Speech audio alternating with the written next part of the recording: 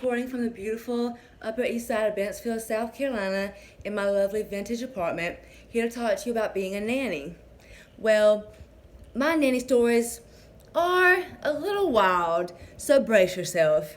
My first story comes from when I was 10 years old, my first babysitting gig. My parents went to play golf and left me at home to babysit my younger sister. Now, you think it's simple, right? Not with a 10-year-old's imagination. It was hotter than Hades outside, and I decided to walk outside and pretend that I was in the middle of a snowstorm in the darkest days of New York City and light me a little fire. Now, unknowingly to a 10-year-old, a little wind, a little fire, and a little dry grass can really cause an oopsie daisy. Now, these flames were 15 foot high, okay, and cascading down the field towards an airport with an airplane in it with a fuel leak. I run down the field to my grandfather's house as fast as I could and ask him to dial 911. He hands me a broom and asks me to fight back the flames from hitting the airplane with a fuel leak. So I'm out there fanning back the flames from this airplane.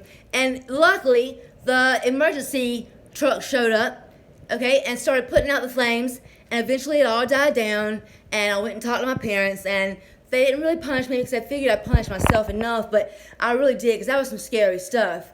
Anyway, can you believe that after that, parents still wanted me to watch their kids? Yeah, and paid me $10 an hour on top of it. Now, that's pretty good for a preteen, don't you think?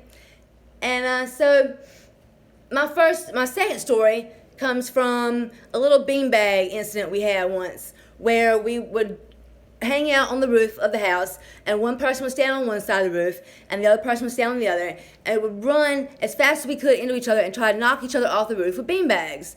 Yeah, full-on beanbag warfare. So anyway, here's the next story. Let's see. Oh, go-kart racing.